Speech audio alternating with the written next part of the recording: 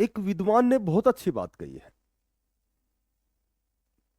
कि मैं कोई भी फैसला लेने में कभी संकोच नहीं करता, चाहे कैसी भी विकट और विषम परिस्थितियां हो, चाहे कैसी भी विपरीत परिस्थितियां हो, चाहे कैसी भी कंडीशन हो, मैं तुरंत प्रभाव से जो भी मेरे मन में आता है मैं फैसला लेता हूं।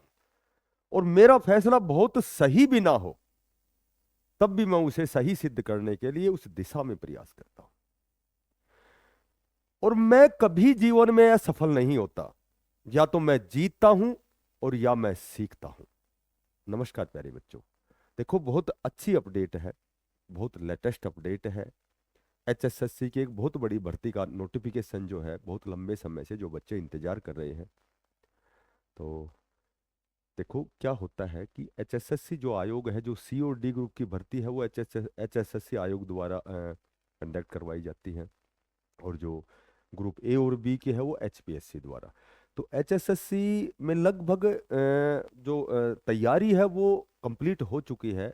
लेकिन होता क्या है कि पहले जब भी कोई नोटिफिकेशन आता है उससे पहले एक एक संशोधित जो अधिसूचना है, अमेंडमेंट जिसको हम नोटिफिकेशन बोलते हैं, तो वो एक एक औपचारिक राजपत्र होता है, या कह सकते हैं गजट ऑफ, जैसे इंडिया हो, गजट ऑफ स्टेट हो, जैसे वो एक गजट होता है, राजपत्र होता है वो। तो उसमें संशोधन क्या होता है कि अमुक भर्ती में, इस भर्ती में कौन से नियम लगाए जाएंगे, कौन से नियम हटाए गए हैं, कौन से, तो वो सारी चीजें जो होती है वो जिसको हम रिक्रूटमेंट रूल बोलते हैं, तो वो सारे उसमें पहले ही मेंशन होते हैं। तो वो जो एचएसएससी आयोग के पास वो जो सूचना है, अधिसूचना जो है, जो संशोधित जो अधिसूचना है, जो अमेंडमेंट जो है नोटिफिकेशन, वो जारी हो चुका है। अब बहुत जल्दी आपका पोर्टल है वो खुलने वाला है। तो हम बात कर रहे हैं, देखो एक बहुत बड़े पदों पर जो आपकी भर्ती आने वाली है वो आएगी। विगत काफी दिनों से अभ्यर्थियों द्वारा सीईटी ग्रुप डी परीक्षा को लेकर लगातार अनुरोध प्राप्त हो रहे थे। उन सभी अभ्यर्थियों को यह बताते हुए अत्यंत हर्ष हो रहा है कि सीईटी ग्रुप डी के आवेदन का आपका जो इंतजार अब जल्द ही समाप्त होने जा रहा है। आयोग, ये माननीय हिम्मत सिंह जी द्वारा ट्वीट किया गया है। और अमेंडमेंट नोटिस का यहाँ लिंक भी दिया गया है। ठीक है, जो राजपत्र है, जो औपचारिक राजपत्र है, नोटिफिकेशन की प्रतीक्षा कर रहा था, जो कि अब आयोग को प्राप्त हो चुकी है। क्या अमेंडमेंट जो नोटिफिकेशन मैंने बताया था, संशोधित जो आपका की अधिसूचना है, वो आयोग को प्राप्त हो चुकी है। बहुत जल्दी सीईटी ग्रुप डी के लिए आवेदन जो पोर्टल खोल दिया जाएगा। सभी अभ्यर्थियों से अनुरोध अनुरोध है कि आवेदन प्रक्रिया प्रारंभ होने से पहले निम्नलिखित बातों का आप विशेष ध्यान रखेंगे। अपने सभी आवश्यक जो भी सर्टिफिकेट हैं, दस्तावेज हैं, डॉक्यूमेंट्स हैं, वो आपको तैयार करने हैं। आवेदन फॉर्म स्वयं भरें, किसी अन्य पर निर्भर न रहें। फॉर्म को सावधानी पूर्वक भरें तथा किसी भी प्रकार की त्रुटि न करें। फॉर्म भरने के पश्चात प्रिंट आउट को ध्यानपूर्वक आप उसको अवश्य पढ़ें कि आपने कहीं कोई न कोई गलती तो नहीं की है। तो अब हम बात करते हैं, देखो बात ये तो इसमें ऐसा तो मेंशन नहीं है कि भाई आपकी 10,000 प्लस पदों पर आएगी या 11,000। कोई बता रहा है कि लगभग वही पिछली बार की तरह लगभग 13,000 के लगभग अप्रोक्सीमेटली आपके जो ये पद आएंगे। लेकिन देखो जब तक कोई ऑथेंटिक अपडेट नहीं होती तो हम सिर्फ कयास लगा सकते हैं, बाकी ये नहीं मान सकते। एक एक एक 4-5 दिन पहले मैंने एक न्यूज में देखा था, तो लगभग 8,000 प्लस पद उसमें जानकारी मिली थी। तो ऐसे जब तक ऑथेंटिक नहीं है कितने पद आएंगे, लेकिन हाँ, जब ये आप समझ सकते हैं कि जब अमेंडमेंट नोटिफिकेशन जब आयोग के पास चला जाता है, जारी होता है, तो उसके बाद में फिर बहुत शीघ्रता शीघ्र वो नोटिफिकेशन है आपके सामने आप जारी होगा। और आपको समय सीमा दी जाएगी, लगभग 15 दिन 20 दिन जो भी है। ठीक है, आगे की कार्रवाई क्या होती है तो वो बाद में बातें करें। अब यहाँ देखो, ये जो अमेंडमेंट जो जो संशोधित अधिसूचना है, उसमें एक तो नंबर एक तो ये है कि 5 नंबर जो है, 5 मार्क्स जो सोशियो इकोनॉमिक के हैं वो आपके हटा दिए गए हैं। यानी कि पहले आपका पेपर 95 में होता था। ठीक है, यानी कि क्वेश्चन 100 होते थे, 100 क्वेश्चन होते थे, लेकिन 95 टोटल नंबर, यानी कि आउट ऑफ 95 में से आपकी जो कट ऑफ बनती थी। ठीक है, तो एक एक जितने भी आपने मार्क्स अचीव किए उसको 0.95 से मल्टीप्लाई किया जाता था।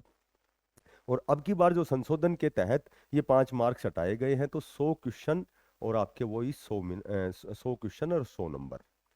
एक तो ये इसमें बदलाव किया गया है। दूसरा दूसरा जो आपका पहले जो सीईटी था, जो 3 साल के लिए आपका स्कोर कार्ड वैलिड था, उसको लगभग 12 जनवरी 2027 तक उसको वैलिड कर दिया गया है।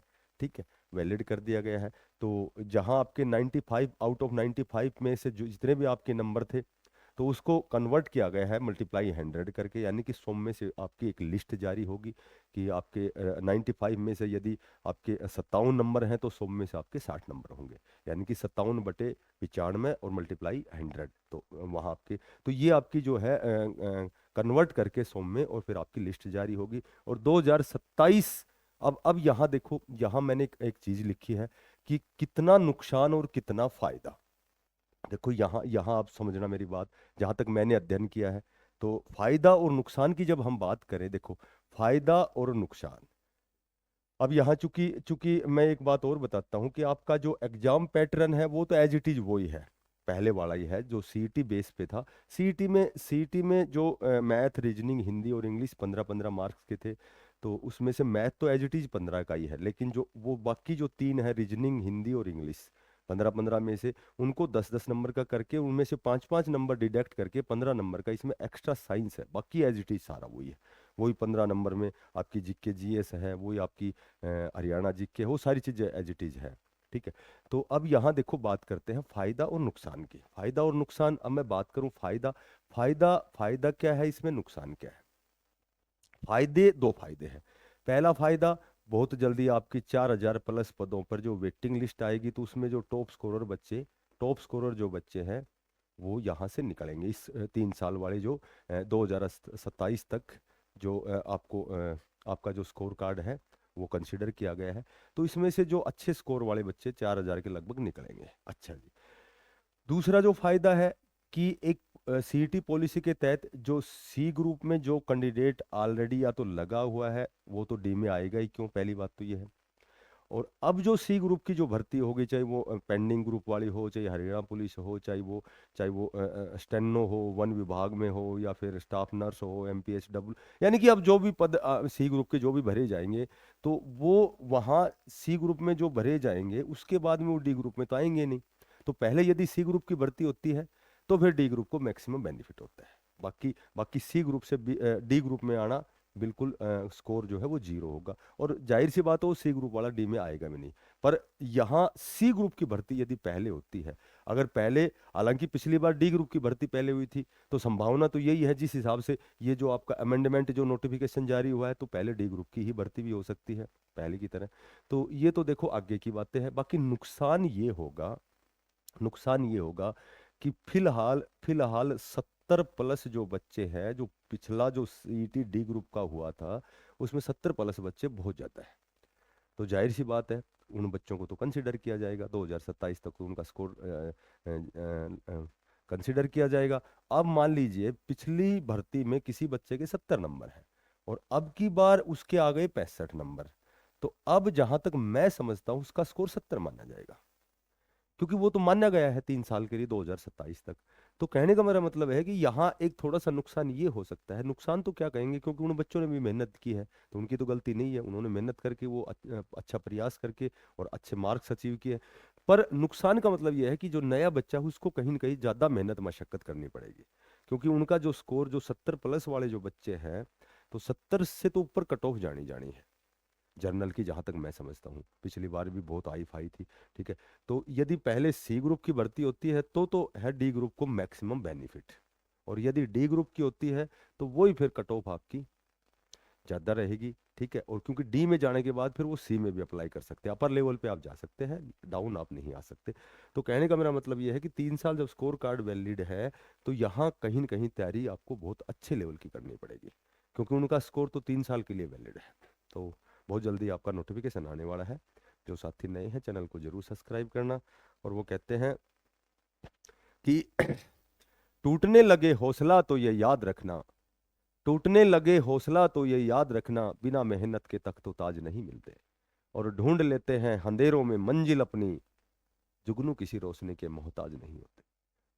जो साथी नए हैं चैनल को जरूर सब्सक्राइब करें, ज़्यादा से ज़्यादा शेयर करें। फिर मिलते हैं नई अपडेट के साथ, तब तक के लिए बेस्ट ऑफ लक, सभी को धन्यवाद, राम राम।